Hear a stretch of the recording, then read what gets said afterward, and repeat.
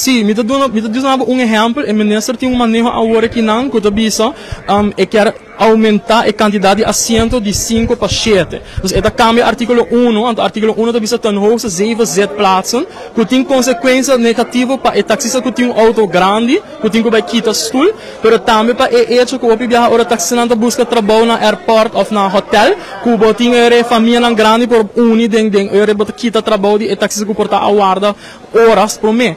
Então, o artigo 26 den é plaats ordem personen voor het visa, que máximo 5. Dus ja, in lang kaba lei te mas halt com manejo. Dus in lang kaba botin tegenstrijdigheid entre manejo e lei. Dus we zijn met explicar hoe bia e meneer su forma de acto não tá bom, porque se você cambia eigenlijk manejo botin ku bij parlamento. E pergunta como está hasi hopi crítico, como está aí fato de ofensa, me está tendo hopi bia meneer se visa si e taxichauffeur tá bem de vergunning, e taxichauffeur tá hasi kost contra lei, pero quem tá firma e vergunning não? E meneer tá firme.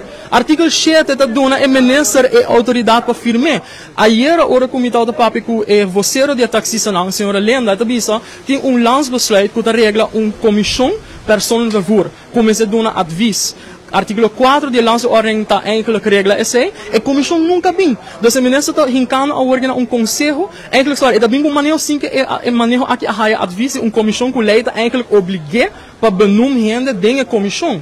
Dus wat, me a preparar me loopverzoeken aan. Dus eu sou não gostar me você bisa ele vai buscar documento para público data vez, pero a mim eu sou por espera de minha carta esse man aqui seguro que pergunta nas scherpe vooral arriba aspecto jurídico. Porque tem como fara nota klop. E pensei Hendrik tevreden ayer a saak comunicado bisa comportar que botas que manejo e a manejo eigenlijk wat lei, hoe we gaan explicar saak dat também são coisas dep.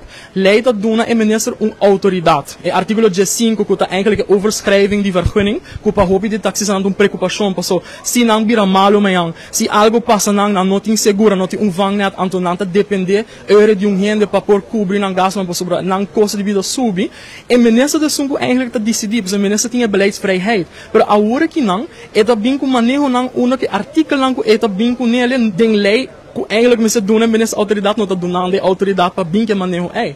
E pensei ayer uma bisa taxista não e minister está vendo que algo e minuto compreender seu conselheiro jurídico aqui com anda bezig tá conselheiro, por so qual está assim no por, tá gewoon no por. E agora que não me espera que o taxista não somente toma ação, pero a mim tá espera não porque da uni e a mim lo consejana by corte, para se ele tá seguinte step agora que não